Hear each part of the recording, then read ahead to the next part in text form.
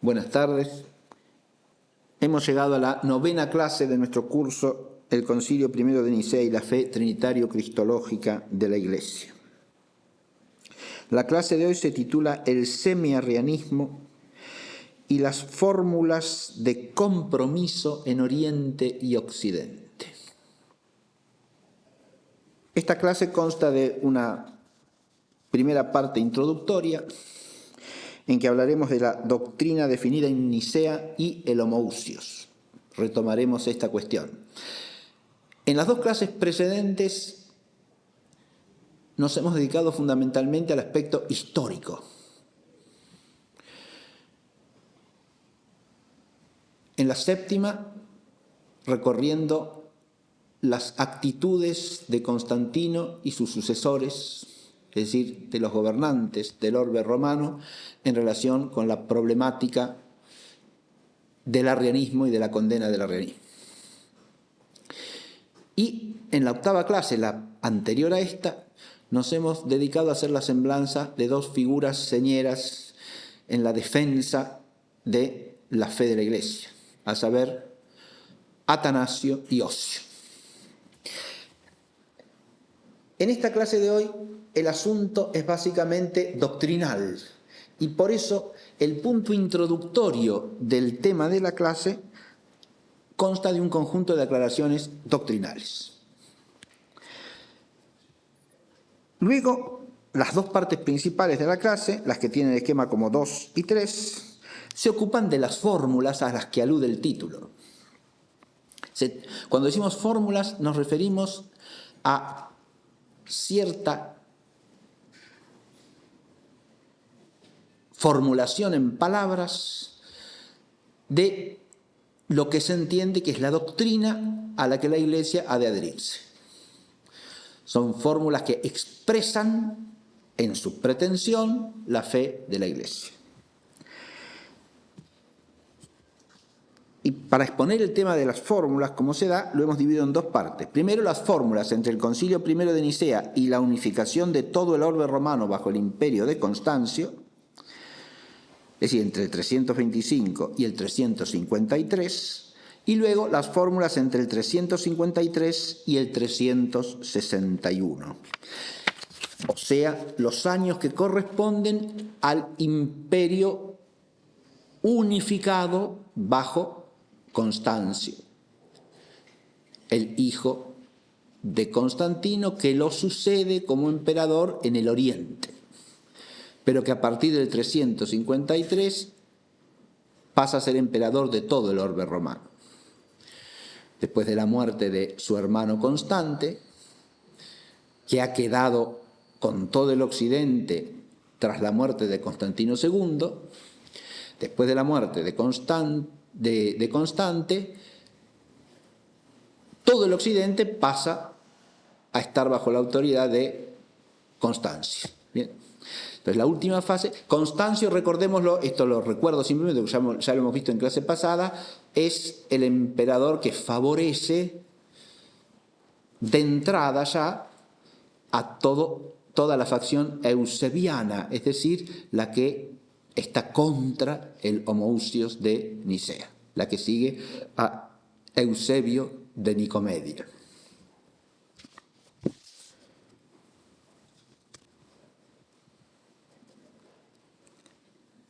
Y por último, haremos una conclusión sobre la constante fe de la Iglesia, leyendo algunos textos de Atanasio.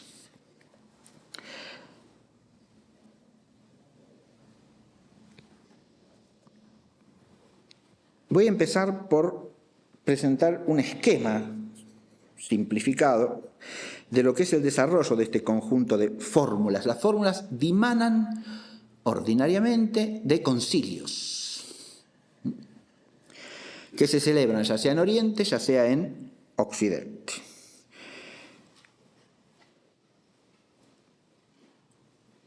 En la primera fase que históricamente hemos señalado,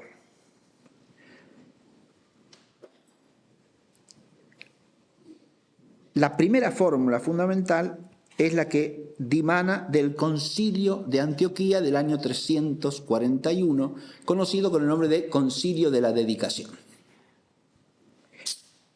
En realidad, de ese concilio proceden 3 o 4 fórmulas, 3 con certeza. La llamada cuarta fórmula de Antioquía se discute entre los historiadores si realmente es obra del concilio o es solo obra del grupo de obispos, 4 obispos, que son delegados por el emperador Constancio para llevar las resoluciones del concilio al occidente.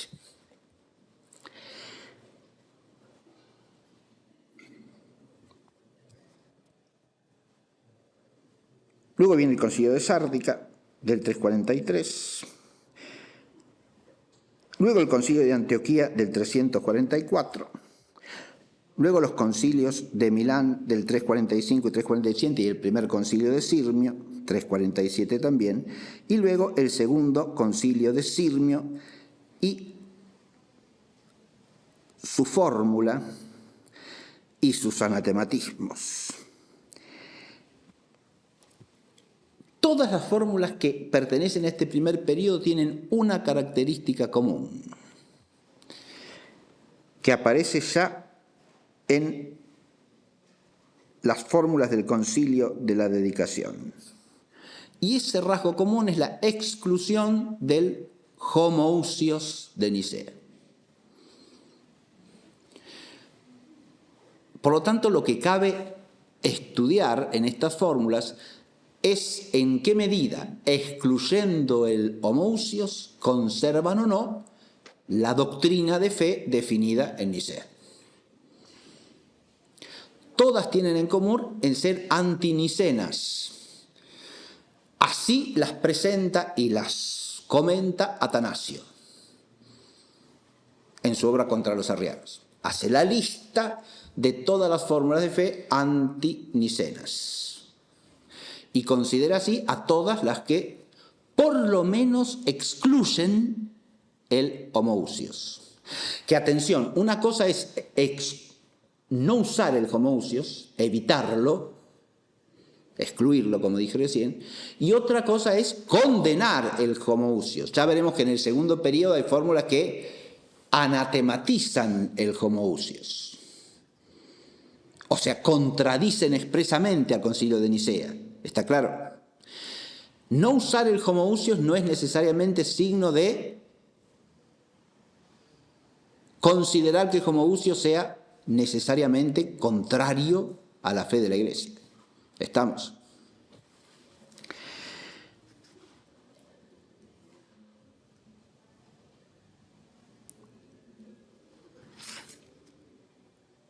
En el segundo periodo, donde digamos los concilios de Arles y de Milán de 353-55 y el de Béziers, todos estos son concilios occidentales, fíjense, que marcan la presencia de la actitud antenicena en Occidente. Hasta aquí, lo que podríamos llamar actitud antenicena es del Oriente, en toda la primera fase, ¿sí? En la segunda fase, en cambio, ya por presión del emperador Constancio, la actitud antenicena se introduce también en Occidente, a partir de estos 3 concilios que he mencionado recién. Pero en toda esta segunda fase, que va a culminar, si ustedes van al punto H, con lo que suele llamarse en los historiadores de los dogmas el triunfo del homeísmo, es decir, el triunfo de la posición acasiana. En esta segunda fase es donde se perfilan con nitidez esas 3 actitudes terminológicas que podemos llamar el homoiusianismo. Es la actitud que sustituye el homoousios de Nicea por el homoiusios, es decir, no la misma usía, sino usía semejante. La usía del Hijo es semejante a la del Padre. O el Hijo es semejante en usía al Padre. La facción que se llama simplemente homeísta, o el homeísmo, que usa el homoios, es decir, semejante, pero sin usía. O sea, todo lo que afirma esta facción es el Hijo es semejante al Padre. Listo. Apoyándose en las afirmaciones explícitas de la Escritura de que el Hijo es imagen del Padre. ¿Listo? Es semejante al Padre. Eso es el homeísmo, que se identifica con el bando liderado por Acacio, el homeísmo. Y por último tenemos la actitud anomea, que es la de aquellos que niegan incluso la semejanza. Niegan que se pueda decir que el Hijo es semejante al Padre. No debe decirse esto. Esta es la actitud de Aesio, Eunomio, es decir, los arrianos estrictos. Vamos a ver que en esta segunda fase ya estas actitudes están bien perfiladas y representadas por figuras determinadas en los concilios que tienen lugar en esta fase. Muy bien. Pero como ustedes advierten, ya de entrada, para exponer esta cuestión de las fórmulas y de su contenido objetivo, hay que pasar previamente por una breve introducción a la terminología que se juega en estas fórmulas. Y esto es lo que voy a hacer de entrada, ¿no?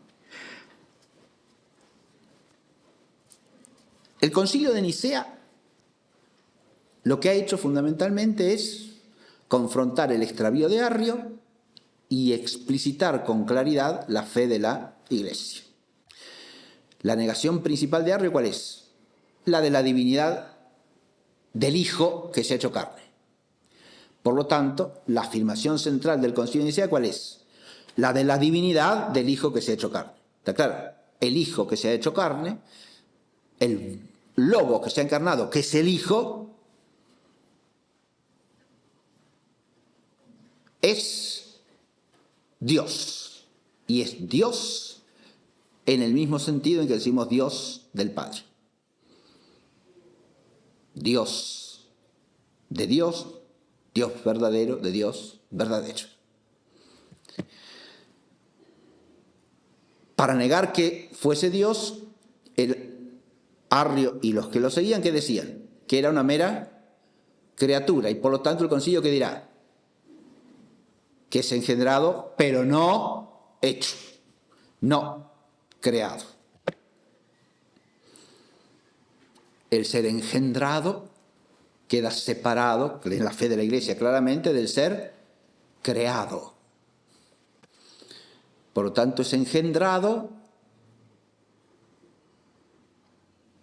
eternamente, en la eternidad de la usía divina, del ser de Dios. Recordemos, cosa que ya expuse, que en este contexto en que nos movemos, y eso vale para todo el siglo IV, ningún autor establece una distinción y oposición sistemática entre los términos génetos y génetos, es decir, entre dos términos que todos los autores de este periodo toman como sinónimos, ¿sí?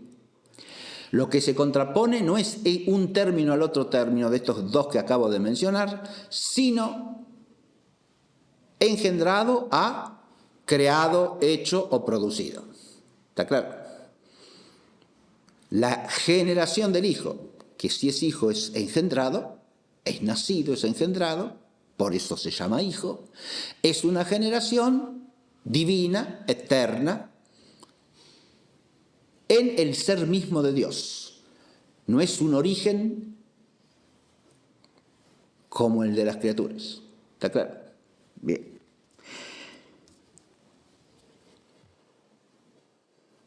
Esto es la doctrina clarísima que ha definido el Concilio de Nicea. ¿Estamos? Es la fe de la Iglesia de siempre.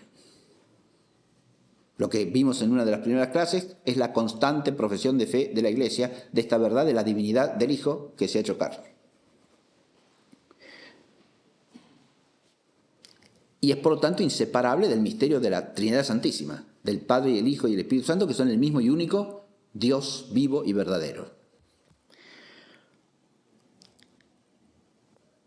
y también inseparable de la fe cristológica, es decir, de la fe en el Hijo, Logos, que se ha hecho carne.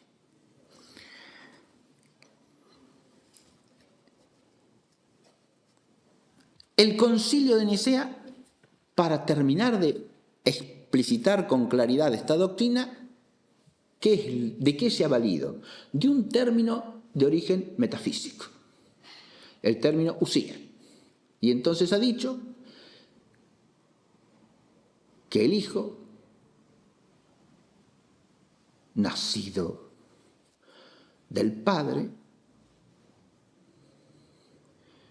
antes de todo siglo, es decir, nacido sin tiempo del Padre, engendrado pero no creado, Dios de Dios, luz de luz, Dios verdadero de Dios verdadero, es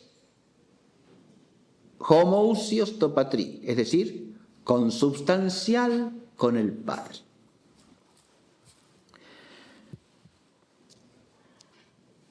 El homoousios es un término que, según el testimonio de Atanasio, ha sido introducido principalmente bajo la inspiración de Osio de Córdoba. Son los dos personajes de los que hablamos en la clase anterior. Atanasio se convertirá en el principal adalid doctrinal del homoousios de Nicea, aun cuando la palabra no sea algo que él use con frecuencia en sus propios escritos.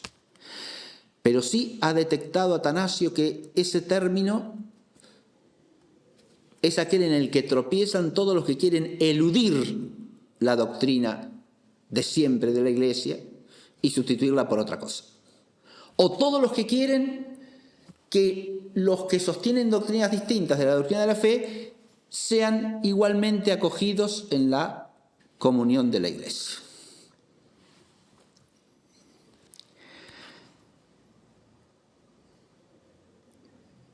Pero la palabra tiene su problemática propia. Eso trataremos de esclarecerlo lo más brevemente posible hoy. Ya hemos hecho alusión a esto, pero ahora trataré de precisar un poco más para que se entienda bien de qué hablamos. El primer problema que afecta al término homoousios hace a la noción misma de usía. Cuando habla de usía en filosofía, ¿a qué se refiere? Ese término usía se traduce ordinariamente por esencia en latín. La usía es aquello que hace que una cosa, que un ente, sea lo que es y no otra cosa. La usía es, por lo tanto, el en sí constitutivo de un ente cualquiera. Es lo que ese ente es en sí mismo, de tal manera que está constituido por eso que llamamos usía en ser lo que es. En este sentido, a cualquier ente le podemos aplicar la noción de usía. Todas las cosas son algo, porque si no fuesen algo determinado, serían nada. La determinación que hace que sean esto y no esto otro, que hace que el olmo sea un olmo y la vaca sea una vaca y el hombre sea un hombre, y análogamente Dios sea Dios, eso es su usía. La usía se distingue filosóficamente en usía primera y usía segunda. Prote usía, deutera usía. Usía primera y usía segunda. Es una distinción acuñada en el vocabulario de Aristóteles. Hay usía primera y usía segunda. La palabra usía misma no procede meramente de Aristóteles. Platón la acuña y la usa ampliamente, con el sentido primario que ya he dicho. Aristóteles, como discípulo suyo, la toma y la profundiza desde un punto de vista especulativo. Y distingue usía primera y usía segunda. ¿Qué es la usía primera? Es la usía concreta, singular, real, dice Aristóteles. Este olmo, esta vaca, este hombre Pedro. Eso es usía primera. ¿Qué es usía segunda? Es la esencia, pero considerada específica o genéricamente, en común, en universal, podríamos decir. ¿Está claro? Ser olmo, ser vaca, ser hombre. ¿Está claro? Esa es la distinción que hace Aristóteles entre usía primera y usía segunda. La usía primera es esta realidad concreta que tiene tal esencia. La usía segunda es la esencia considerada en común que se da en cualquier singular de esa esencia o naturaleza. Ahí viene también de Aristóteles una aproximación terminológica y en el fondo en sentido metafísico equivalencia entre usía y physis, porque la usía es en cada cosa lo que constituye la physis de la cosa, o sea, su naturaleza.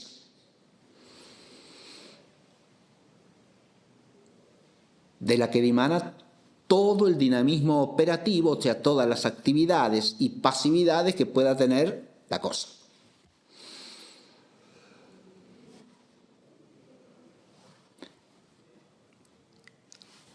Partiendo de aquí, usía puede aplicarse también filosóficamente al ente por antonomasia o por excelencia, sí, siempre y cuando salvemos la analogía. Como nosotros estamos hablando del término usía aplicado a la divinidad, siempre en nuestro tema, hablar de la usía en las cosas creadas no nos interesa mayormente. Nos interesa como punto de partida para hacer una analogía teológica. Ahora, cuando aplicamos la noción de usía a Dios, tenemos que aplicarla analógicamente en varios aspectos. El primero de todos, ¿cuál es?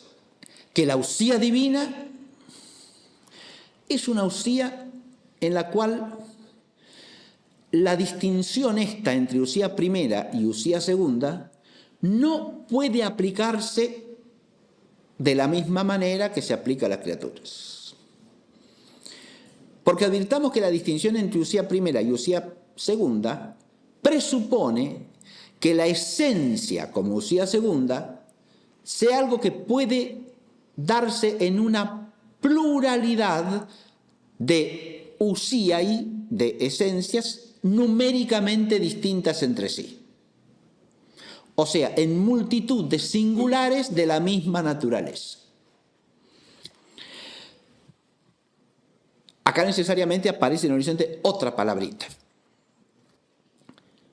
Cada singular de una naturaleza es llamado por Aristóteles con dos términos que significan primariamente y de ordinario la sustancia primera y solo ella, que son los términos hipokeimenon y hipóstasis. Hipokeimenon y hipóstasis. Son dos términos sinónimos en Aristóteles y se traducen ordinariamente en latín por substancia, en el latín filosófico, substancia o subjectum, substancia, subjectum. ¿Qué significan filosóficamente de modo primario? ¿Por qué ese hypo que está en el griego y ese sub que está en el latín? Porque se entiende que esa esencia, que es la usía primera, en la realidad concreta de este olmo, de esta vaca, de este hombre, son el soporte, el sustrato, el sujeto de todas las actividades y de todas las determinaciones accidentales que se dan en esta entidad esencial concreta, en esta usía primera, en esta substancia primera. Este olmo esta vaca, este hombre. Este hombre tiene accidentes distintos que aquel otro hombre, ¿sí?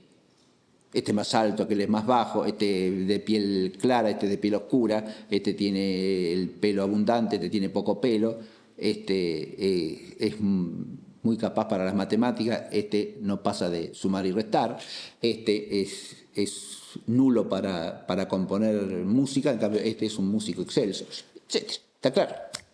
Se dan multitud de accidentes distintos. Pero ese carácter de sujeto, soporte de todos los cambios accidentales y de todos los accidentes, que varían a su vez en cada ente concreto, de los que se están dados en la experiencia, hace que la usía primera sea también una hipóstasis o hipokeimenon, sujeto o sustancia. Ahora,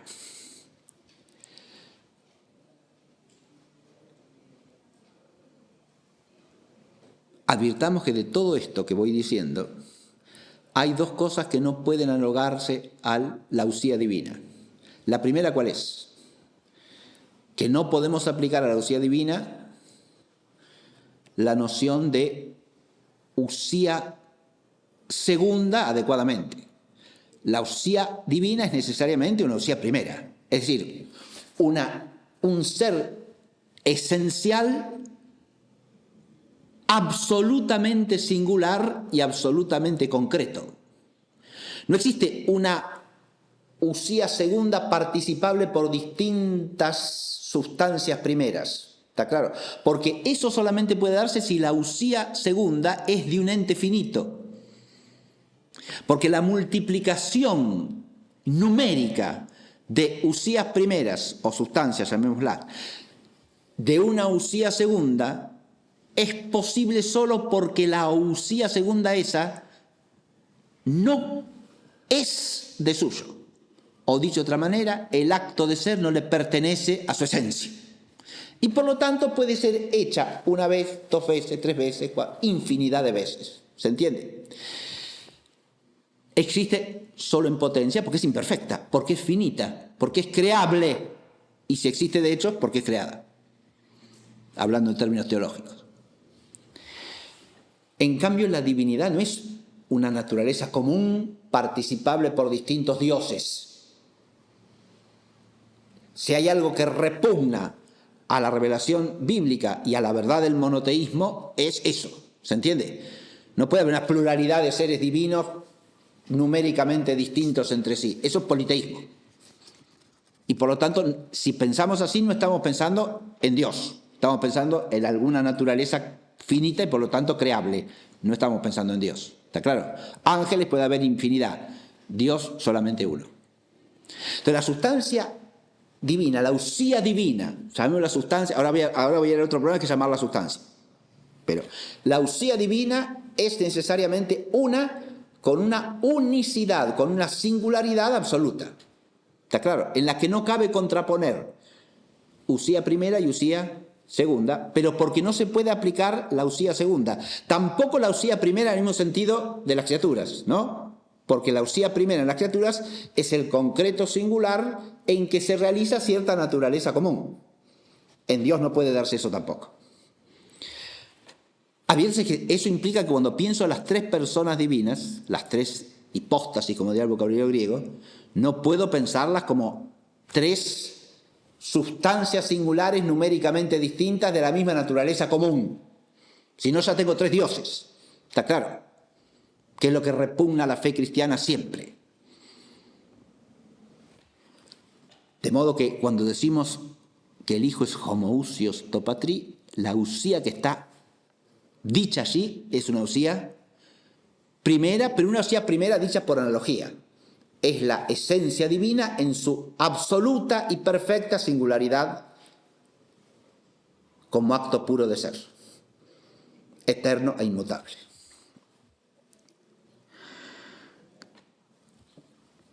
Ahora bien,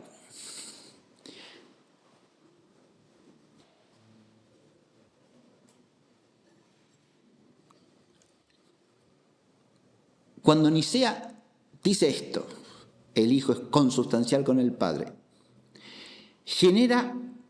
abre una problemática terminológica que ya estaba latente en la teología del siglo III, o sea, del siglo anterior, y que había seguido caminos distintos en el vocabulario griego y en el latino de la teología. ¿Cuál es esa problemática? Si el Padre, el Hijo y el Espíritu Santo también implícitamente, lo que dirá explícitamente el Concilio I de Constantinopla, ¿no? Son el mismo y único Dios. Pero al mismo tiempo son distintos, porque el modalismo también repugna a la fe cristiana. Quiere decir que son distintos. Que el Padre no es el Hijo no es el Padre, el Espíritu Santo no es ni el Padre ni el Hijo. Son distintos entre sí. Pero los tres son el mismo y único Dios, en el sentido de la única usía primera que es Dios.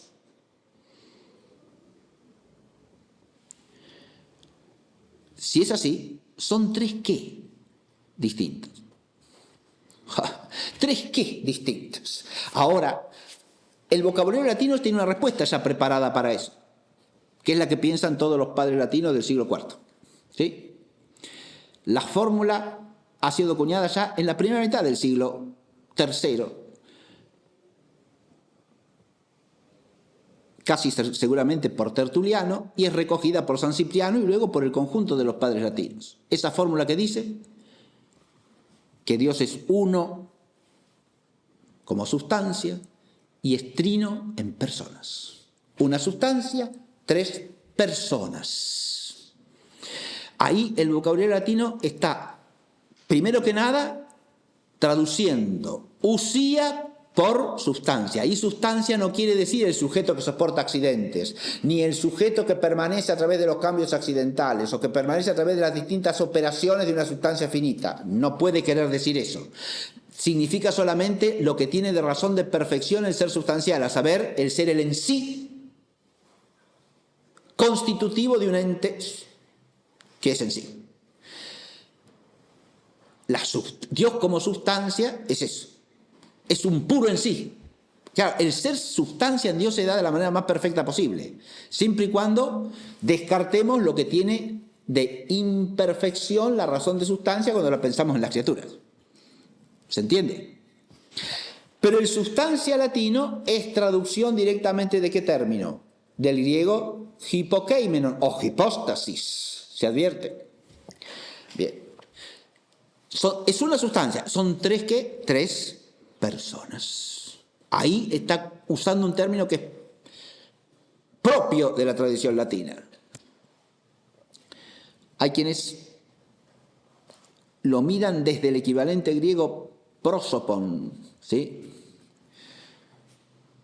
Que es equivalente solo desde un punto de vista etimológico y hasta por ahí nomás. Pero no advierten que el término persona, cuando se aplica en el vocabulario teológico latino, es básicamente de procedencia jurídica.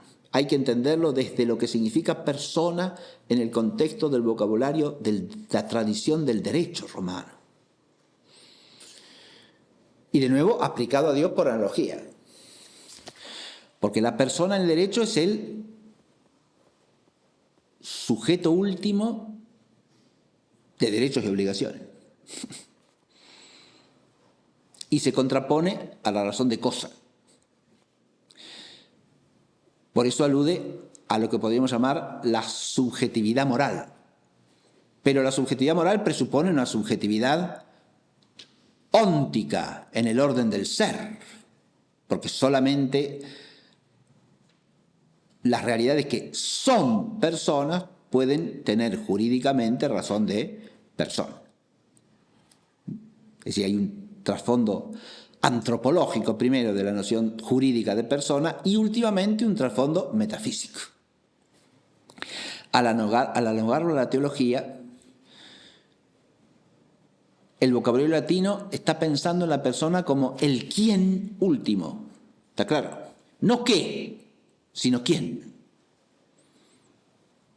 Y en ese sentido la fórmula de Tertuliano está muy acertada, está bien forjada, porque el Padre, el Hijo y el Espíritu Santo se distinguen como personas no en su ser substancial, esencial, porque los tres son la misma y única sustancia divina, y cada uno toda ella, porque la sustancia divina no se parte, no se reparte, no admite tal cosa. Tanto el Padre como el Hijo, como el Espíritu Santo son todo el ser sustancial divino, pero cada uno de ellos es distinto del otro como persona, dice ese vocabulario. Son tres personas y la misma y única sustancia. Una sustancia, tres personas. Advirtamos que la fórmula nos apunta al misterio. Cuando digo misterio, quiero decir una realidad que trasciende el modo de ser de cualquier ente finito. ¿Está claro? Y tratándose del ser de Dios, es perfectamente razonable que así sea. ¿Está claro?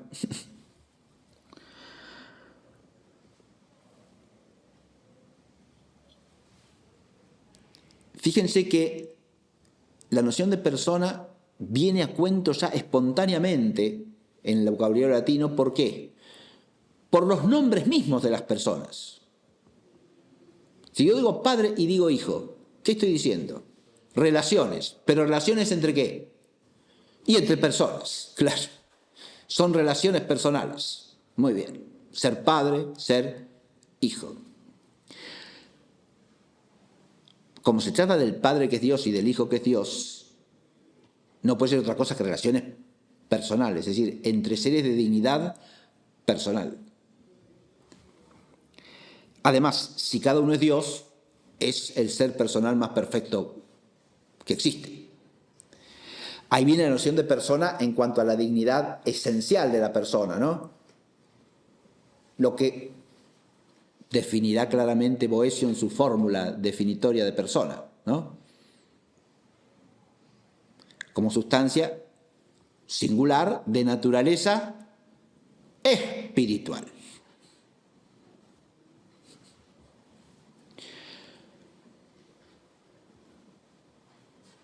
La dignidad esencial del ser persona, que se puede aplicar solo a las criaturas que son espirituales y a Dios, por analogía siempre.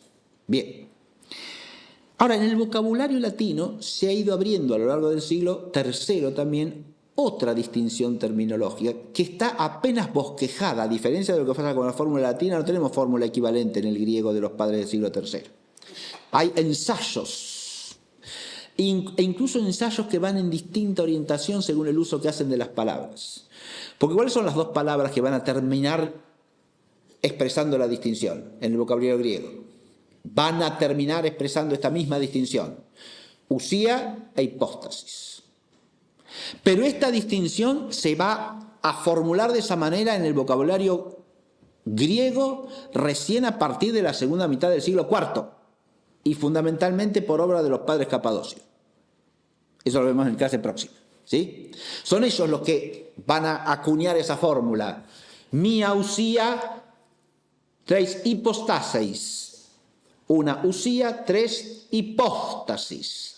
Los dos términos son de origen metafísico, pero ahora esos dos términos que en la lengua filosófica común son prácticamente sinónimos, aunque con matices connotativos distintos, se contraponen, se contradistinguen. Hipóstasis para decir la propiedad de cada uno de los tres. Lo que es propio del Padre, del Hijo y del Espíritu Santo. El Padre no es el Hijo no es el Padre, el Espíritu Santo no es ni el Padre ni el Hijo, el Padre y el Hijo no son el Espíritu Santo. Hay distinción real en Dios mismo de los tres. Pero los tres son la misma y única sustancia. Ese es el misterio de la Trinidad. Esa es la fe de la Iglesia. Pero acá hay una complicación con el Homoousios de Nicea, que ya la hemos visto en el credo de Nicea. Porque en el anatematismo que sigue al credo de Nicea, hipóstasis aparece usado como sinónimo de usía. Adviértase esto, ¿eh? Y por eso en las fórmulas que aparecen a lo largo del siglo IV, vemos muchas veces que se usa hipóstasis en lugar de usía, como sinónimo suyo, no para significar algo distinto.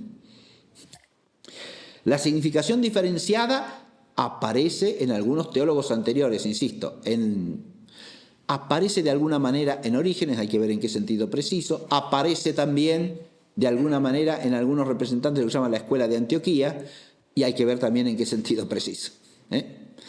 Pero la fórmula de valor doctrinal como expresiva de la fe trinitaria de la Iglesia la van a acuñar los padres capadocios como fruto de todas estas discusiones que vemos en los símbolos, o sea, en las formulaciones que circulan a lo largo del siglo IV.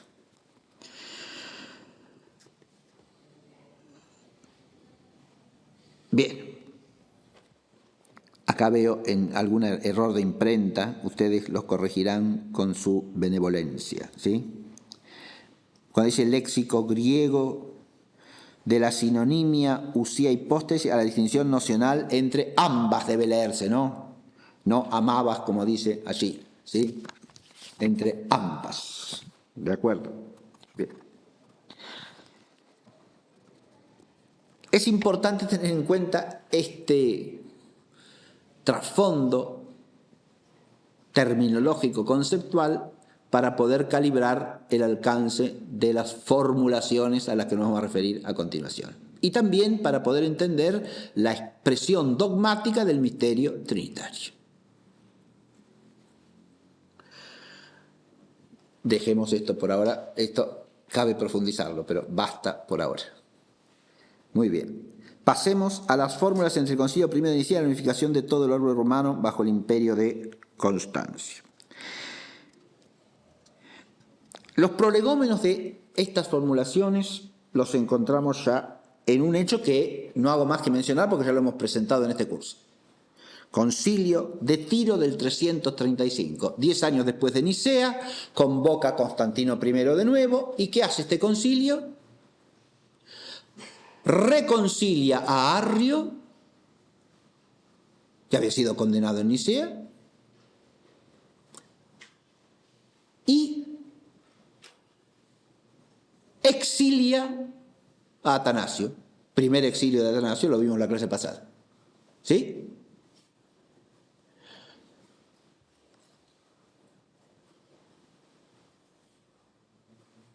¿Acá hay fórmula doctrinal? No, este concilio de Tiro no emana ninguna fórmula doctrinal.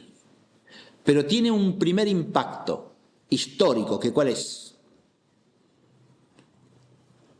Las medidas de este concilio son contrarias a Nicea. Por lo tanto, lo que hace este concilio de Tiro, celebrado por iniciativa de Constantino y de Eusebio de Nicomedia,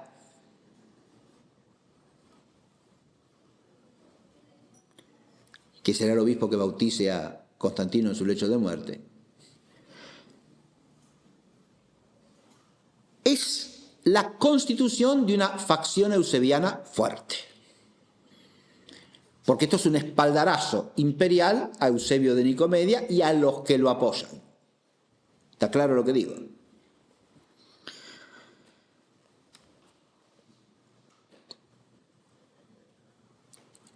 Esta facción eusebiana es enemiga del homoousios de Nicea. Y es enemiga del homoousios por afinidad con Arrio.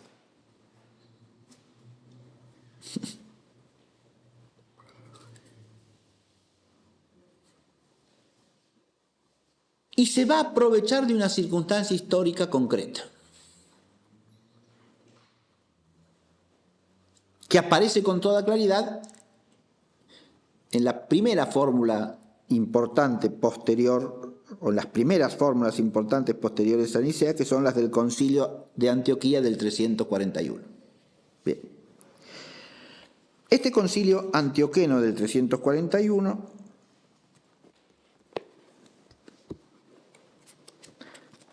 en su transcurso redacta 4 fórmulas, por lo menos con seguridad 3 fórmulas sucesivas. Ya de la cuarta dice la aclaración. Pero se habla de las 4 fórmulas del concilio de Antioquía. Sucesivas, ¿por qué? Porque ninguna de ellas conforma a todos los que están en el concilio. Pero las 4 formas tienen un rasgo común. Excluyen el homoousios.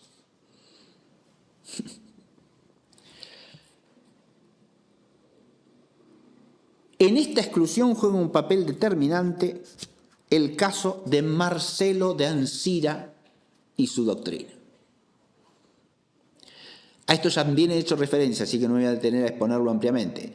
Pero Marcelo de Ancira expondrá el Homoousios de Nicea, en un escrito suyo, en un sentido que por lo menos es sospechoso del sabelianismo. Es decir, de no distinguir realmente en el seno de la divinidad las tres personas o hipóstasis que son el Padre, el Hijo y el Espíritu Santo. ¿Está claro esto o no? Hasta el día de hoy se discute si realmente Marcelo de Ancira tiene mente sabeliana o no. No cabe dudar, en cambio, que hay expresiones de la obra de Marcelo de Ancira. La obra no nos ha llegado completa, nos ha llegado citada por otros autores y eso es un problema para saber todo lo que decía y pensaba Marcelo de Ancira. ¿Está claro? Bien. Pero hecha esta salvedad, frases que nos transmiten los que citan a Marcelo de Ancira para criticarlo y admitiendo que estas frases estén bien citadas, bien copiadas, ¿no? Nos dejan ver que en Marcelo de Ancira hay expresiones no solo ambiguas o confusas, sino claramente inaceptables para una mente ortodoxa. Que por lo menos saben a sabelianismo. Está claro, para decirlo en términos teológicos. Su distinción sistemática entre el Logos y el Hijo apunta en esa dirección. No llamemos hijo al Logos, dice Marcelo de Ancira. El Hijo empezó a existir hace menos de 400 años. O sea que la expresión hijo solamente se refiere al Logos encarnado, es decir, es adextra. En cambio, no hay hijo en la eternidad divina. Empezamos muy mal, ¿está claro? Bien. Y este va a ser un hecho sumamente desgraciado. No profundizo más, basta con eso, Marcelo de Ancira. Hay otra cosa, hay otro error de Marcelo de Ancira que van a machacar constantemente los antinicenos y ya explicaré por qué enseguida. El otro error es que el hijo, una vez que ha cumplido su misión, vuelve el hijo, cumplida su misión, vuelve a integrarse en el Padre, dice él, y entonces no necesariamente retiene su naturaleza humana. De modo que en el fin de las cosas ya la encarnación queda disuelta. De nuevo, herejía a la vista, ¿está claro?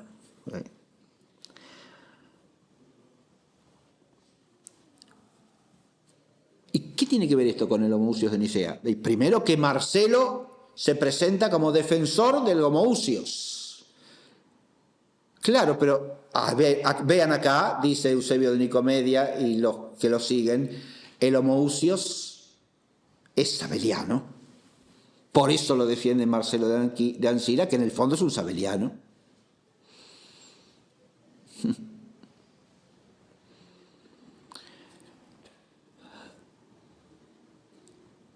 Y acá hay un problema que complica las cosas.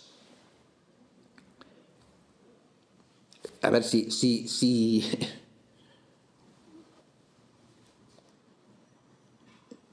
uno piensa al modo sabeliano, en el fondo, homoousios es una cosa que no tiene sentido.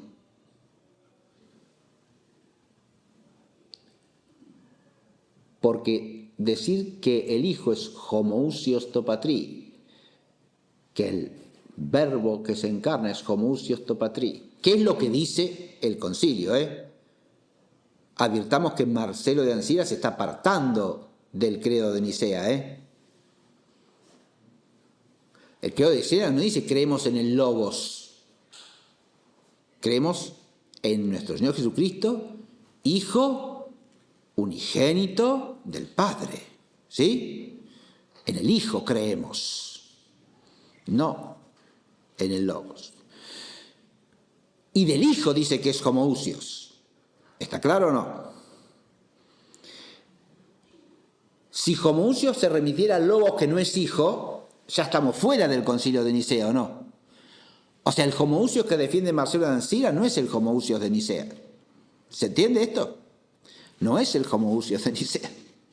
Pero propagandísticamente es un defensor de los homoousios. Fíjense, son las típicas argucias retóricas que podemos llamar chicanas, ¿no? Como se suelen llamar en los ambientes forenses, ¿no? Se quiere defender una causa, entonces este otro que pertenece a la causa que yo quiero atacar usa esa palabra porque está en el error. Entonces esa palabra lo que hace es expresar el error, no la verdad. El problema se complica por el hecho de que Marcelo de Ancira defenderá su causa, proclamará expresamente su ortodoxia, acudirá al Papa y firmará una fórmula de fe que hará que el Papa reivindique a Marcelo de Ancira. Y esto creará una fisura entre los orientales y los occidentales. ¿Está claro? Hasta tal punto que Basilio el Grande, uno de los padres capadocios, que he eludido antes un rato, en la segunda mitad del siglo IV dirá: es necesario también que en Occidente se condene expresamente a Marcelo de Ancira, así como se condena a Arrio, ¿no? Hay que tener en cuenta este trasfondo para ubicarse en la situación de lo que es este concilio de Antioquía del 341. La exclusión de los homoousios está en gran parte ligada a esto, a la centralidad que le otorgan estos obispos orientales al caso Marcelo de Ancira. Pero quienes explotan el caso Marcelo de Ancira, ¿quiénes son? Los eusebianos. Por eso puse en segundo lugar la tenacidad de la facción eusebiana y su presencia en Antioquía y su entorno. ¿Y cómo se ve eso? Porque asocian constantemente a Marcelo de Ancira y a Atanasio. Como Atanasio defiende los homoousios, Atanasio piensa igual que Marcelo de Ancira y es un hereje sabeliano. ¿Está claro? Insisto en que acusar de sabelianismo sin más a Marcelo de Ancira tiene su opinabilidad. Pero lo que sí es claro es que Atanasio jamás piensa en ese sentido. Basta leer cualquier texto de Atanasio, de los muchos que escribió, para advertir que si hay algo totalmente lejano a cualquier atisbo de sabelianismo en la mente de Atanasio. ¿Está claro? Para Atanasio el Padre, el Hijo y el Espíritu Santo son tres distintos en el seno mismo de la divinidad. La fe trinitaria de Atanasio no tiene fisura en esto. ¿Está claro? Y la defensa del homoousios que hace Atanasio y el sentido del homoousios en el Concilio de Nicea no tienen nada que ver con cualquier confusión de la mente teológica de Marcelo de Ancira. Pero es comprensible que algunos padres, preocupados por la posibilidad de que el homoousios se malentienda en un sentido sabeliano, se alejen de la fórmula. ¿Está claro? Y que los que votan fórmulas que excluyen el homoousios sean muchos más que los que siguen doctrinalmente a Eusebio de Nicomedia y a Arrio. Bien. San Atanasio tampoco. San Atanasio en general defiende a Marcelo de Ancira, lo considera un defensor de la ortodoxia de Nicea. Ahí tenemos es decir, las cuestiones de las personas se mezclan y por lo tanto complican la cuestión doctrinal.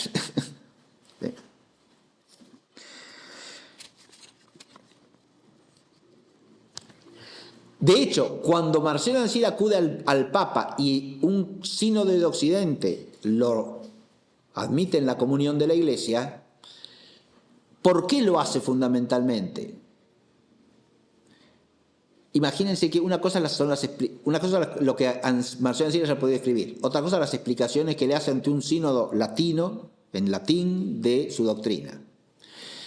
Pero además, cuando acude, los pocos padres occidentales que lo conocieron en el Concilio de Nicea lo identifican por qué.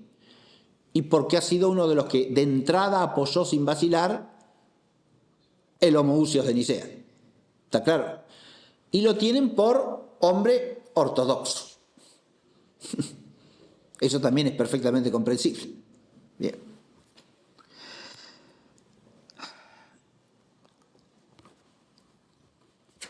No me voy a detener en las 4 fórmulas del Concilio de Antioquía. Lo relativo a cada una de ellas lo pueden leer en La Trinidad, Revelación y Conocimiento del Misterio.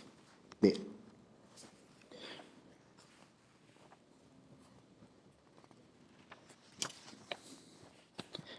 Están tratadas a partir de la página 300. Sí les voy a leer algún fragmento de estas fórmulas para que adviertan con qué nos topamos, ¿sí?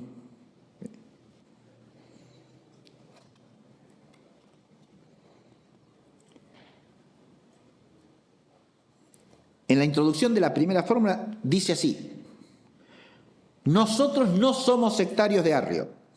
¿Cómo siendo obispos podríamos ponernos a seguir a un presbítero? No tenemos otra fe que la que ha sido transmitida desde el principio, pero habiéndonos tocado indagar sobre su fe y juzgado, lo hemos más bien aceptado que seguido. Lo reconoceréis por lo que vamos a decir.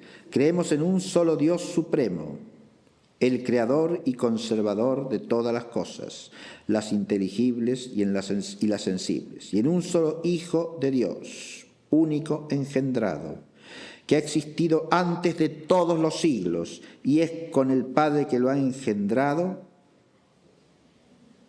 por quien todas las cosas han sido hechas, las visibles y las invisibles, el cual en los últimos tiempos ha descendido por voluntad del Padre y ha tomado carne de la Virgen. Y al final, en la misma fórmula, se lee: volverá para juzgar a los vivos y a los muertos y permanecerá Rey y Dios por la eternidad. Eso contra Marcelo de Ancira, ¿está claro? Esa fórmula la machacan varios símbolos posteriores, precisamente formularios posteriores, para excluir uno de los errores más llamativos de Marcelo de Ancira, que niega la perpetuidad de la encarnación, ¿está claro?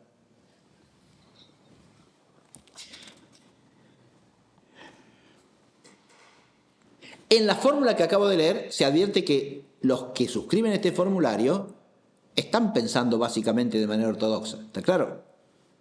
De hecho, repiten casi todas las expresiones del símbolo de Nicea, ¿no? Menos el homoousios.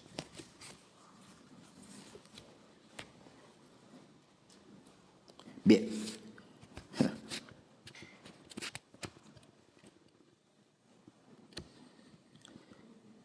Salteo la segunda y la tercera fórmulas y voy a leer algo de la cuarta, porque la cuarta tiene su historia posterior. Creemos en un solo Dios, Padre Todopoderoso, autor y creador de todas las cosas, de quien proviene toda paternidad en el cielo y en la tierra, y en su Hijo único, nuestro Señor Jesucristo, engendrado por el Padre antes de todos los siglos.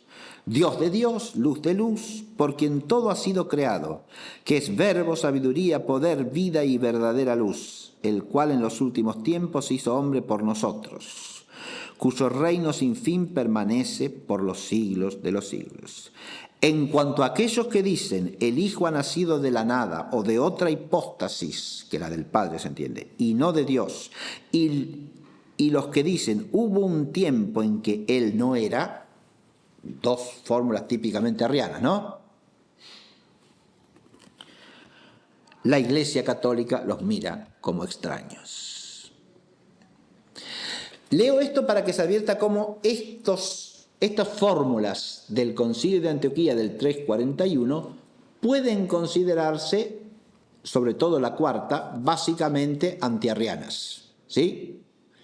Pero al mismo tiempo borran, silencian, excluyen, suprimen el homoousios de Nicea. Bien. En el 343 tenemos el concilio de Sárdica.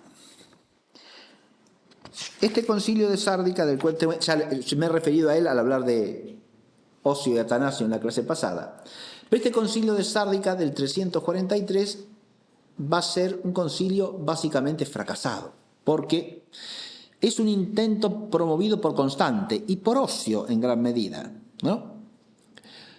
Constante, emperador en Occidente, ¿verdad? Con el intento de generar una convergencia entre los obispos latinos y los obispos griegos en torno a la fe de Nicea.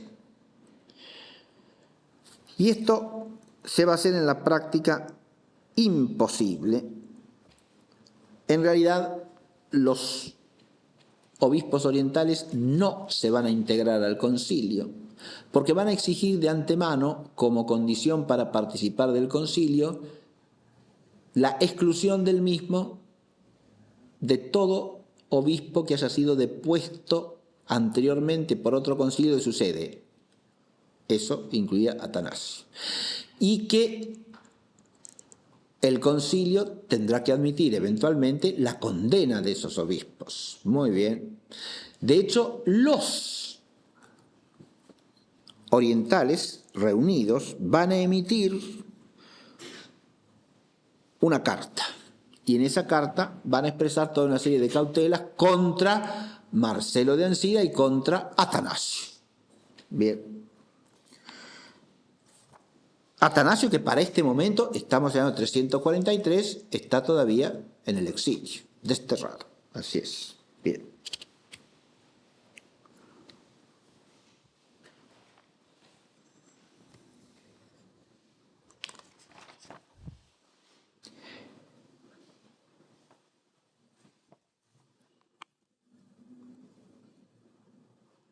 Los occidentales elaboraron un proyecto de fórmula que no llega a aprobarse en el concilio, emiten una serie de cánones y envían una carta al emperador Constancio.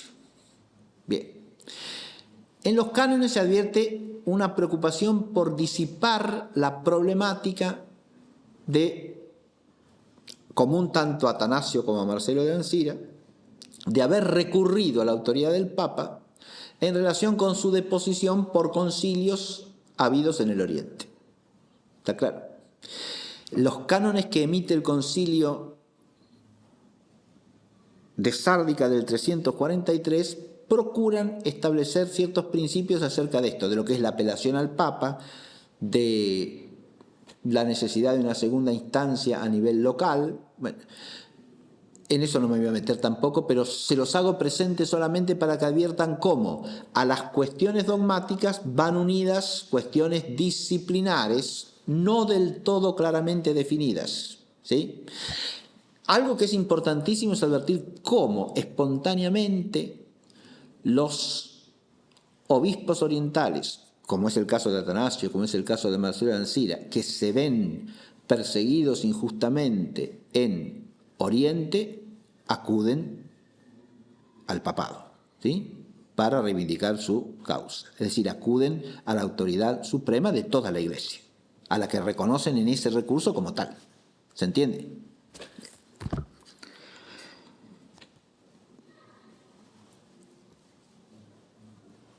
Tenemos luego el concilio de Antioquía del 344. Este concilio de Antioquía emite, sí, una fórmula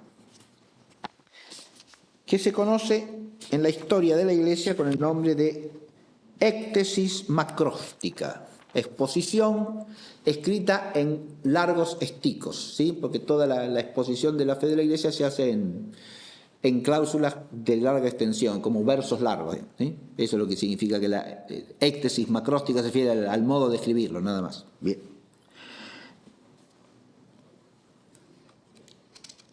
Esta demanda de un nuevo concilio antioqueno que es del 344.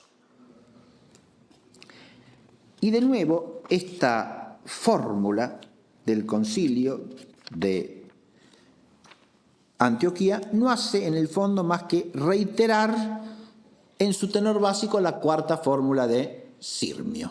La cuarta fórmula del primer concilio de Antioquía del que hemos hablado, ¿no?, del 341. La cuarta fórmula antioquena.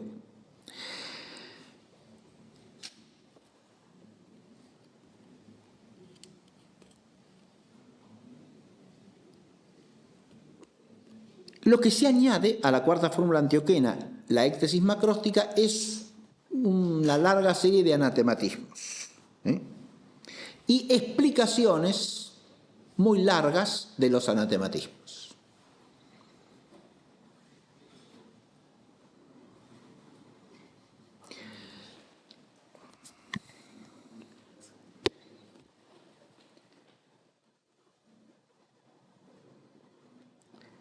En estas explicaciones, dice el texto de la Trinidad, el Hijo era proclamado de la hipóstasis del Padre.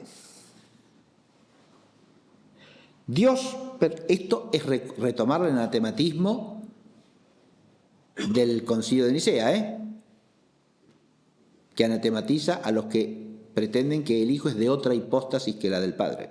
Bien. Pero hipóstasis acá está usado solo y no sinonímicamente con usía, que es lo que hace el anatematismo del Concilio de Nicea. Acá usa solo la palabra hipóstasis.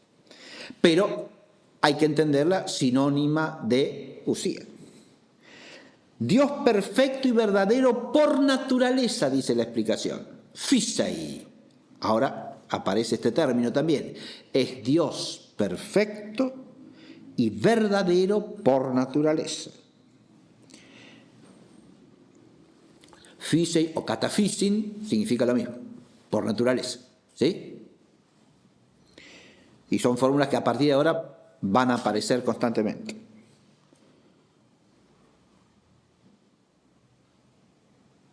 Unido al Padre sin intervalo ni separación. Ammes y teutos kai adiastatos. Usa dos adverbios derivados de adjetivos que significan sin intervalo ni separación. Esto va contra toda pretensión de que la generación del Hijo sea algo temporal. Es decir, que el Hijo empiece a existir después de no haber existido. ¿Está claro? O sea que las explicaciones apuntan en un sentido claramente ortodoxo de nuevo, ¿Se ve? Y teniendo con él una sola dignidad divina, extestheotetos axioma. O sea, el Hijo es de la dignidad de Dios. ¿Está claro? La misma dignidad divina. Está usando una formulación que tendrá reconocimiento en el primer concilio de Constantinopla al hablar del Espíritu Santo. Porque la fórmula que usa el concilio primero constantinopolitano, es decir, que el Espíritu Santo recibe con el Padre y con el Hijo una misma adoración y gloria, implica que tiene la misma dignidad divina del Padre y del Hijo. Y por eso recibe con el Padre y con el Hijo la misma adoración y gloria. ¿Está claro? Bien.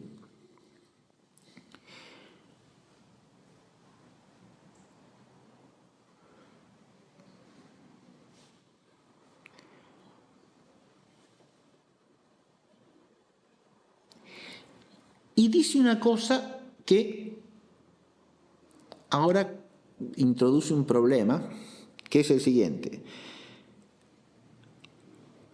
Primer problema. Dice que el Hijo, del que ha dicho todo esto muy bien, es subordinado a él, al Padre. Cosa que se puede entender bien o mal. Ahí ya tenemos una expresión problemática, ¿sí? Engendrado espontánea y voluntariamente. Ahí tenemos otro problema.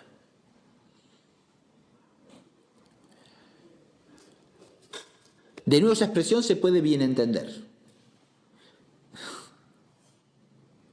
pero también se puede malentender, en un sentido peligrosamente subordinacionista, porque si es engendrado voluntariamente,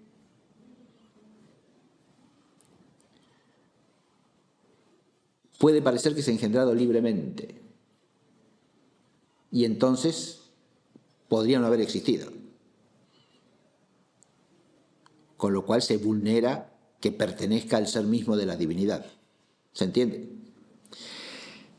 El voluntariamente, para ser bien entendido, hay que entenderlo solamente en el sentido de que esa generación es una generación puramente espiritual, de la espontaneidad y de la espiritualidad inteligente y voluntaria de Dios. Claro, sí, eso no está mal, ¿sí?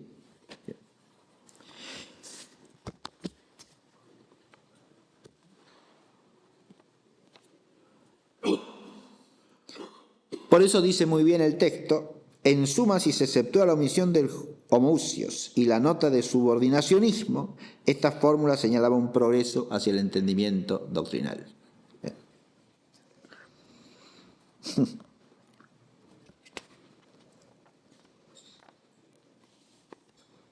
Tenemos luego los concilios de Milán, 345 y 347, y el primer concilio de Sirmia.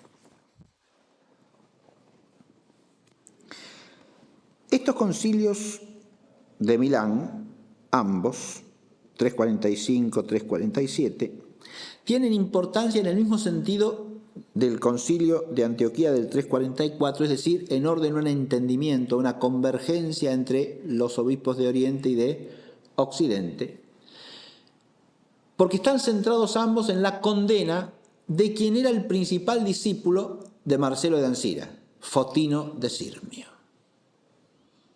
Ahí ya hay problemas históricos en los que vamos a entrar. Fotino de Sirmio se puede considerar inspirado en Marcelo de Ancira, pero sostuvo errores que en Marcelo de Ancira no se encuentran. ¿Está claro? Fotino de Sirmio directamente va a parar a una noción, por un lado, sabeliana de Dios en sí mismo. ¿Está claro? No se distinguen las tres divinas personas en la divinidad. Y por otro lado,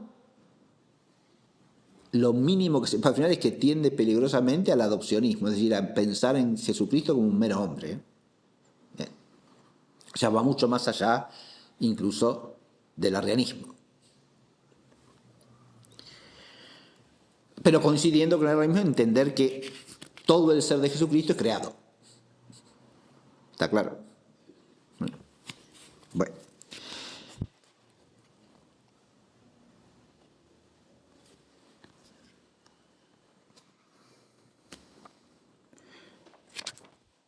En 347 tenemos la reunión del llamado primer concilio de Sirmio.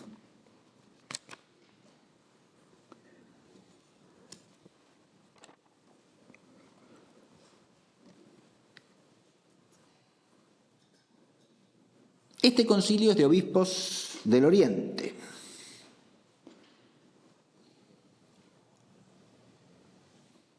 Este concilio también condena, reitera la condena a Fotino de Sirmio y lo excomulga. En eso coinciden, ¿no? Pero al mismo tiempo expresa que los errores de Fotino se deben a las enseñanzas de Marcelo de Ancira. Bien. No más que eso. Lo que se va abriendo a partir de allí es una perspectiva de convergencia en la medida en que progresase en Occidente el ánimo de rechazar cualquier desviación en sentido sabeliano y explicitarlo en el caso de Marcelo de Ancira, y en el caso que los orientales se aviniesen, por lo tanto, a usar el homoousios de Nicea en el sentido en que Nicea lo ha usado y no en el sentido en que Marcelo de Ancira eventualmente lo ha desviado. Bien. Pero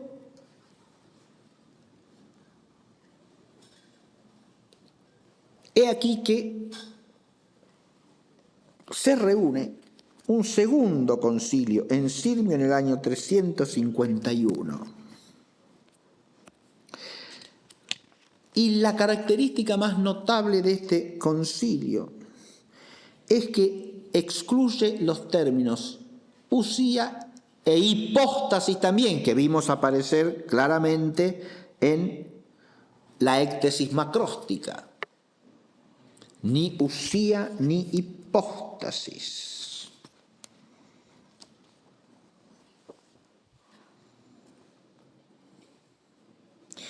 Este concilio emite lo que suele llamarse la primera fórmula de Sirmio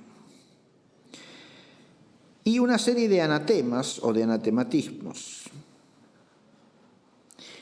que son interesantes, primero que nada, porque en esos anatematismos los padres del concilio de Sirmio, segundo concilio de Sirmio y primera fórmula de Sirmio, se esfuerzan por distinguir las tres divinas personas, no llamando a las personas ni hipóstasis, insisto que excluyen el uso tanto del término hipóstasis como del término usía.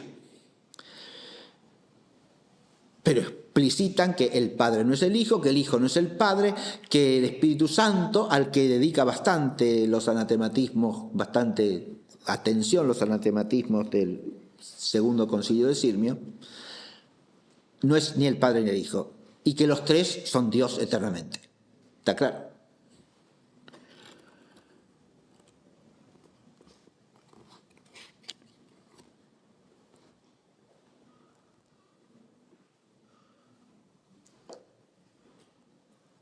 A su vez, señalan estos anatematismos que el Padre es el principio único, de modo que no hay dos o tres anarja kai agéneta. El único imprincipiado, el único engendrado es el Padre.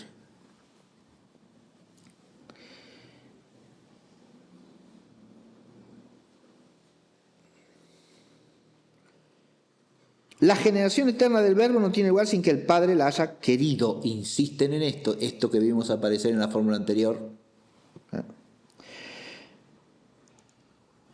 Pero no hay nada parecido aquí al querer por el que Dios hace venir a la existencia a las criaturas. Aclaración oportuna. Hay frases que tienen cierto sabor subordinacionista. No colocamos al Hijo en el mismo rango que el Padre, sino subordinado al Padre. Es un texto que hay que estudiar con parsimonia, tiene muchas complejidades.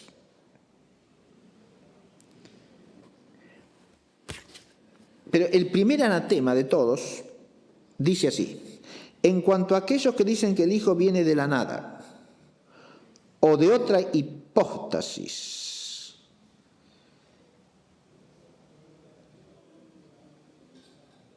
que la del Padre, se entiende, que hubo un tiempo o una duración en que Él no era, la Santa Iglesia Católica los tiene por extraños a ella.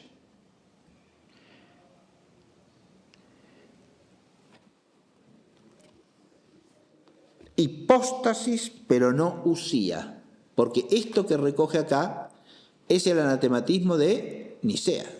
Pero Nicea ha dicho que anatematiza a cualquiera que diga que el Hijo procede de otra usía o hipóstasis que la del Padre. ¿Está claro?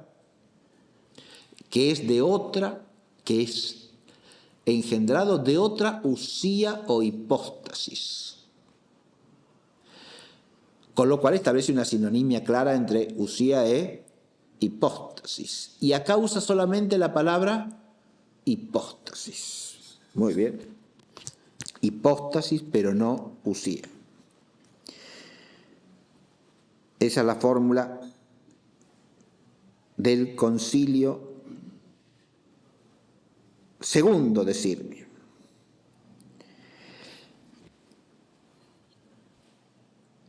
En este panorama suceden dos cosas, dos acontecimientos que van a cambiar la situación de conjunto. Primero, muere el Papa Julio I, que ha sido un firme sostenedor de Atanasio. Y segundo, al año siguiente, muere también Constante. Y al cabo de un breve tiempo, tras la muerte de Constante, Constancio logra imponerse como el único emperador de todo el orbe romano. de gobernar solo el Oriente, pasa a gobernar Oriente y Occidente. Bien. Y ahí pasamos a la segunda etapa. La segunda fase, que va a estar marcada ¿por qué? Por el constante progreso del antinicenismo. ¿Está claro? Esta primera fase que hemos reseñado hasta aquí es antenicena parcialmente y sobre todo terminológicamente y sobre todo personalmente, o sea, porque va contra la persona de Atanasio constantemente, el grueso de los obispos del Oriente.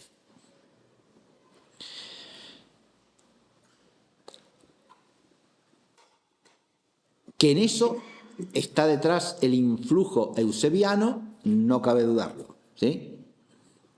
Pero también he tratado de exponer las dificultades con que aún mentes ortodoxas podían encontrarse respecto del homoousios de Nicea. Pero en esta segunda fase la cosa se hace más oscura, si se quiere.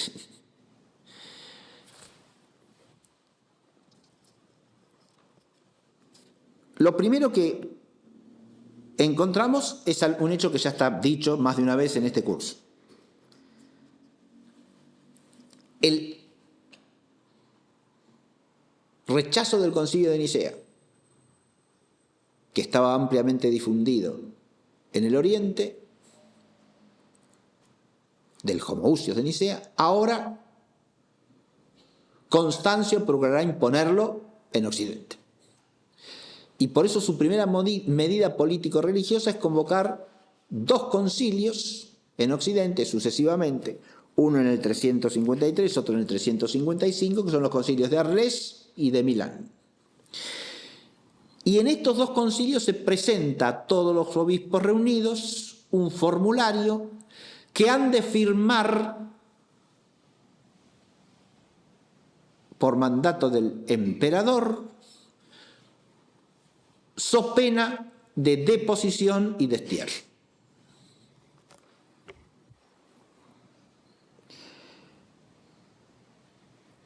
Esos formularios son de carácter claramente anteniceno y van encabezados ellos, ambos, los de los 2 concilios, por la condena de Atanasio.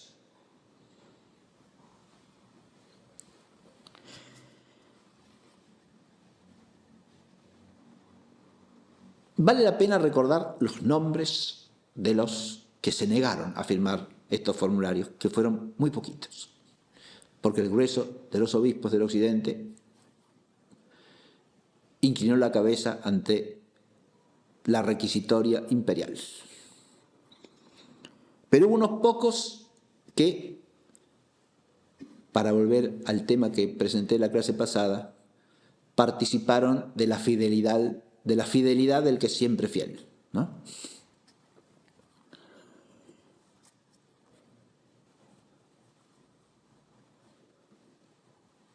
En primer lugar, en el concilio de Arles, uno solo, que fue el obispo Paulino de Treveris. En el concilio de Milán, 3, Lucífero de Cagliari, Dionisio de Milán y Eusebio de Vercelli, San Eusebio. Y en el tercero, que es el concilio de Béziers, que se reúne a petición de varios obispos de las Galias, resultan depuestos y exiliados San Hilario de Poitiers y Rodanio de Toulouse. Estos pocos nombres de unos pocos obispos, insisto, merecen una perpetua recordación, feliz recordación, porque en ellos se manifiesta la fidelidad a la verdad, a pesar de todas las dificultades que tienen que afrontar por ello, porque de hecho son depuestos y desterrados, todos y cada uno de los que he nombrado. El obispo de Roma es ahora el Papa Liberio. Enseguida voy a hacer referencia a él. El obispo permanece, no es convocado el obispo a participar en los concilios. La razón de la no convocatoria es que al mismo tiempo hay un antipapa, que se llama Félix. Y dicen los historiadores de la Iglesia que probablemente Constancio no quiso intervenir en la cuestión y como no podía invitar a los dos, no invitó a ninguno. ¿Está claro? Pero también es probable que evitase convocar a Liberio porque estaba convencido de su oposición.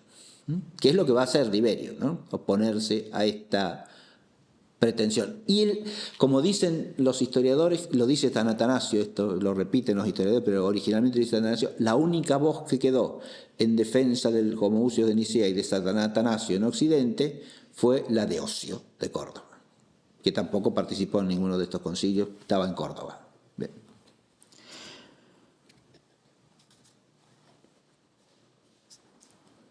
Es importante advertir que esta es la época en la que se configuran claramente tres grandes facciones. Primero, los anomeos, que son los arrianos estrictos, de los que hablaremos en la próxima clase. De su doctrina, de su concepción, sobre todo del conocimiento humano, de la inteligencia humana, de su alcance respecto de la divinidad. Bien, todo eso lo vamos a tratar en la clase próxima. Esto es la facción dirigida por Aesio primero y Eunomio luego, ¿sí? Se los llama también por eso aesianos, eunomianos. O también, como dijimos al comienzo de la clase, anomeos. El hijo no es homoousios al padre, no es homoiousios al padre, susía no se debe decir de susía que sea idéntica a la del padre ni semejante a la del padre. No se debe decir ni siquiera que es semejante al padre, porque el hijo es una criatura. Listo. En su naturaleza no es otra cosa que un ser desemejante a Dios en todo, porque es una criatura. Al rechazar la semejanza, inclusive, dicha sin agregar lo de semejante ni a ausía, ¿está claro? Se lo llama anomeos o anomeístas a los de esta facción, porque no aceptan ni el homoios. Por supuesto que no aceptan el homoousios, no aceptan el homoiousios, pero tampoco aceptan el homoios. Bien. Luego tenemos la facción de los homeos. Estos son los que dicen que hay que decir que el hijo es semejante al padre, Acasio y los que lo siguen. Los que llamamos también en nuestra clase arrianos ocultos o arrianos vergonzantes, ¿sí? Que esconden su doctrina arriana, cosa que no hacen los primeros, los anomeos, bajo la fórmula el hijo es semejante al padre, como enseña la Sagrada Escritura. ¿Está claro? Es su imagen. Bien.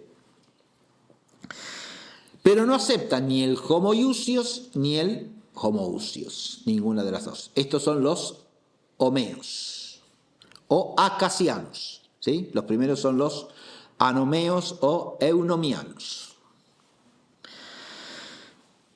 Y por último tenemos los homoiusianos. No quieren usar el homoousios de Nicea, siguiendo la tendencia de los concilios orientales que hemos presentado hasta aquí y sus fórmulas, pero proponen como sustitutiva la fórmula homoiousios. Hay que decir que el hijo es de usía semejante, o es semejante en usía al padre. Homoiousios, no homoousios. Porque ven que ese semejante impide la interpretación sabeliana, es decir, no puedo entender ya que estar diciendo que no hay distinción personal, porque si hay semejanza y no identidad, entonces es porque se distinguen el hijo y el padre.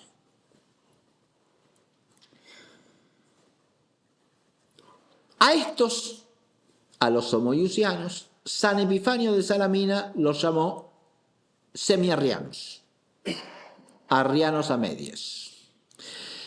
Es una categoría que se usó luego en muchos los historiadores de la Iglesia, casi generalmente la han usado, ¿sí? Hablan del semiarrianismo, los semiarrianos. Pero es una categoría problemática por más de una razón. La primera razón, yo la puse en el título precisamente para aclararla, ¿sí? El semiarrianismo y las fórmulas de compromiso en Oriente y Occidente.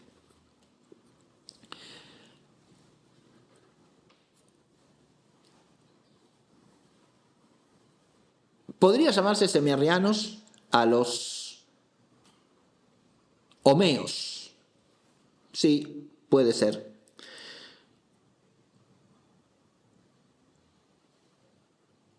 Pero en realidad los homeos son arrianos. Son arrianos que acuden a una estrategia verbal y excluyen el hablar clara y explícitamente o el exponer clara y explícitamente su doctrina y su mente arriana. ¿Está claro? Pero en el fondo piensan arrianamente. De modo que llamarlos arrianos semiarrianos sería inadecuado. Ahora, los homoiusianos pueden llamarse semiarrianos. ¿Qué es ser semiarriano? Acá está el problema de la expresión homoiusios. Hay autores de la época que usan el homoiusios que no pueden ser tildados de semiarrianos en ningún sentido de la expresión. Porque usan el homoiusios en un sentido equivalente al homoousios de Nicea. Es el caso de Cirilo de Jerusalén y el caso de Melesio de Antioquía. Dos santos padres que usan el homoiusios, pero si uno va a la explicación que hacen del término, lo entienden como equivalente al homoousios. ¿Por qué? Porque, adviértase, cuando uno dice usía semejante, ¿qué está diciendo?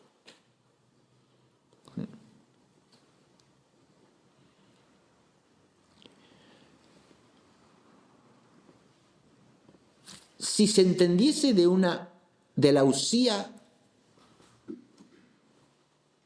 sin más como la esencia, el usía semejante tiende a la negación de la fe ortodoxa. ¿Está claro lo que digo?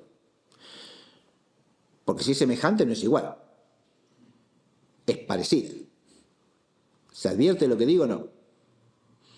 Si la semejanza se entiende de la usía como la esencia, que es el Padre, y la esencia que es el Hijo, hablar de dos esencias semejantes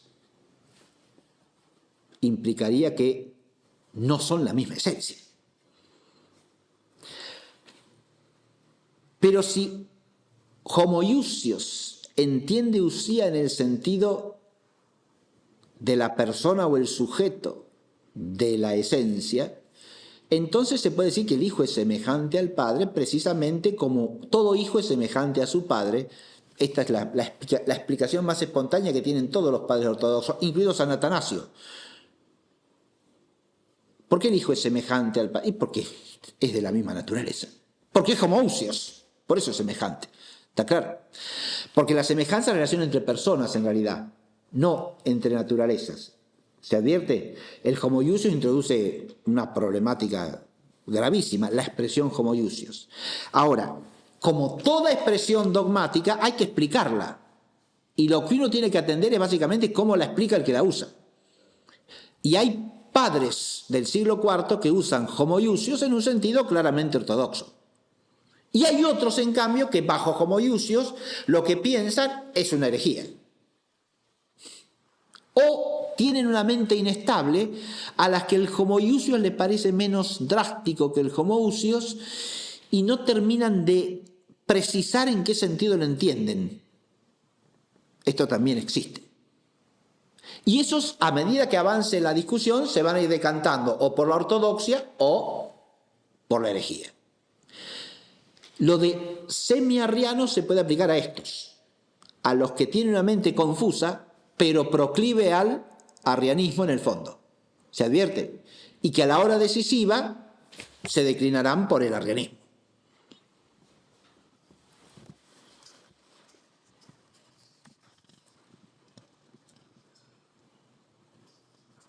Muy bien.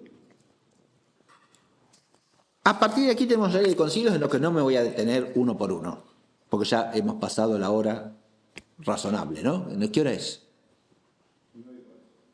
Muy bien, entonces ya cierro. Primero tenemos la fórmula del tercer concilio de Sirmio.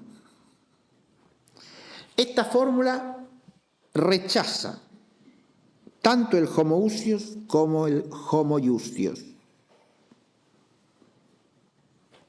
Y además es claramente subordinacionista.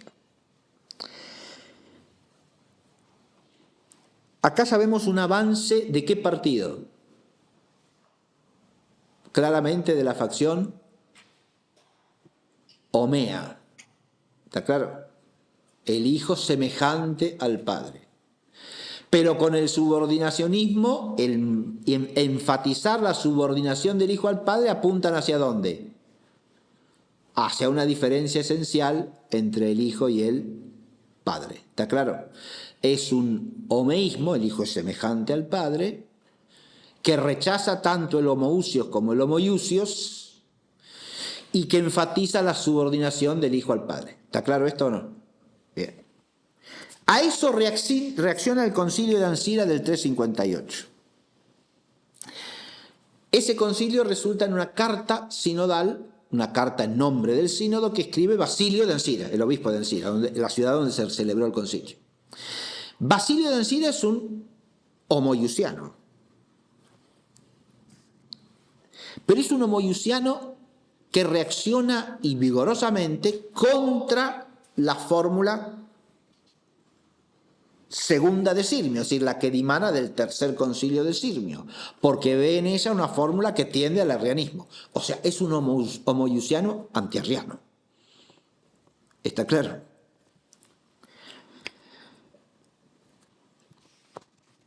Pero con una limitación muy grave,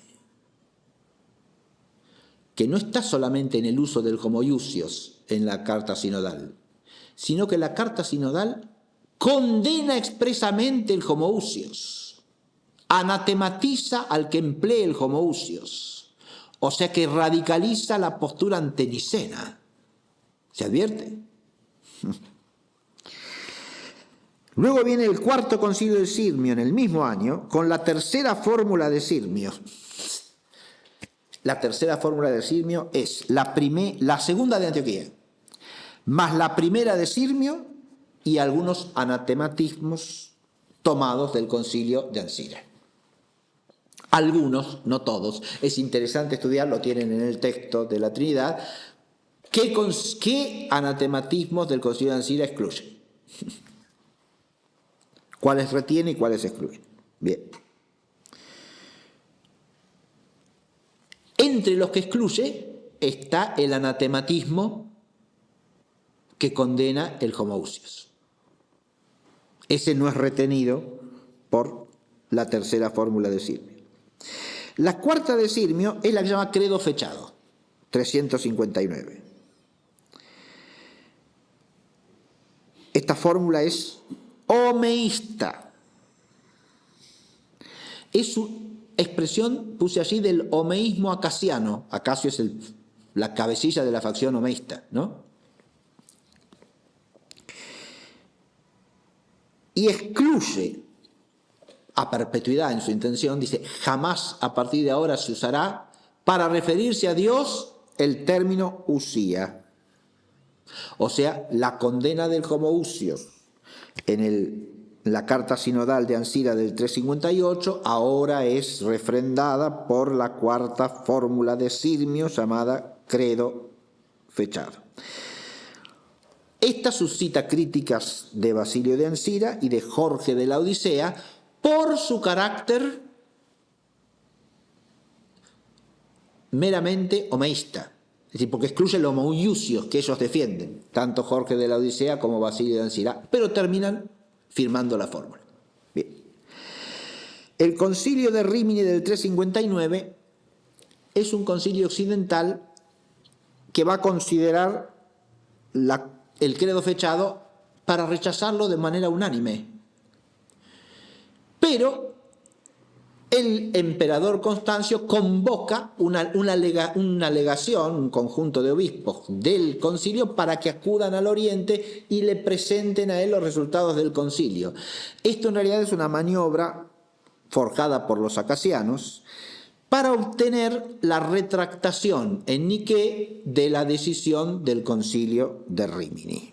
Bien, de hecho, los obispos que van allí firman el formulario que se les presenta y llevan ese formulario, la fórmula de Niquea, que es la cuarta de Sirmio modificada, pero modificada para peor, es una fórmula puramente homea y de inclinación hacia el arrianismo. Esta fórmula la llevan ante el concilio de Rímini, que todavía no se ha disuelto, para que el concilio la refrende. El concilio que ha empezado rechazando la fórmula del credo fechado terminará aceptando la fórmula de Niquea, que es la misma pero agravada. Bien.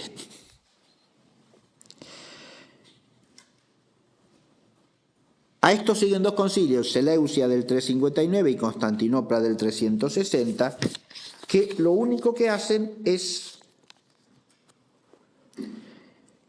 terminar de refrendar esta situación de triunfo de lo homeísmo. Acá es cuando San Jerónimo expresa aquello de el mundo se despertó y vio que era arriano. ¿Sí? Esa célebre expresión de San Jerónimo se refiere a esta situación. Bien. Hemos llegado al 360. En el 361 muere Constancio. En el mismo 361, como vimos en la clase pasada, Atanasio retorna a su sede de Alejandría después de uno de sus últimos exilios, aunque no el último. Y convocan a Alejandría ese famoso concilio, sínodo alejandrino, que, según expresión de un famoso historiador de la Iglesia, es el punto de partida de la vuelta a la ortodoxia.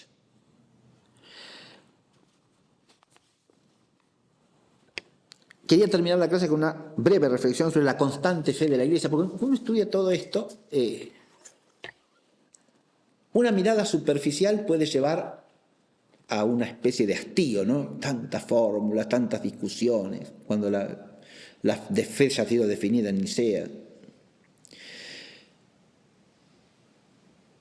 Pero si bien es claro que por un lado en todas estas fórmulas y discusiones, ires y venires, hay mucho de oscuridad y de error y de extravío, también es claro que a pesar de todo eso, la fe de la Iglesia es constante, permanece. Basta para ello que unos pocos la sostengan y la defiendan frente a otros, aunque esos otros sean muchos. Y poderosos, muy bien, muchos y poderosos terrenalmente. Por eso puse la palabra triunfo entre comillas. Porque de aquí a 20 años, exactamente, 361 dije, muere el emperador, ¿no? Constancio. De aquí a 20 años se celebrará el concilio primero de Constantinopla, que no solo refrendará la fe trinitaria del concilio de Nicea, sino que la profundizará, excluyendo el error de la negación de la divinidad del Espíritu Santo por Macedonio. Frente a esto, una simple reflexión es que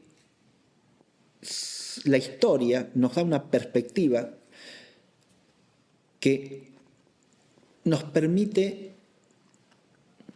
que nuestra fe en la divina providencia esté ilustrada por los hechos, ¿no? Porque ¿quién humanamente situado en el año 359 o 60 podría haber pensado en otra cosa que en un desastre total? Por eso como los caminos de la historia no los conducimos los hombres, sino Dios, siempre tenemos que, y esto también es parte de la fe cristiana, reposar serenamente, pero al mismo tiempo procurando con toda la energía que tengamos y suplicando siempre la gracia de Dios y los dones del Santo Espíritu para ello, reposar serenamente, digo, en los designios de la divina providencia y al mismo tiempo esforzarnos por ser fieles, permanecer en esa fidelidad a la verdad que es don del Espíritu Santo, que es la roca, como decíamos en las 2 clases anteriores. Muchas gracias por la atención prestada y la próxima nos dedicaremos a exponer una parte de la doctrina que viene a allanar el camino hacia el triunfo de la verdad, que es la refutación de la doctrina arriana por los padres capadocios. Ese será el tema de nuestra clase próxima. Muchas gracias y hasta el viernes que viene.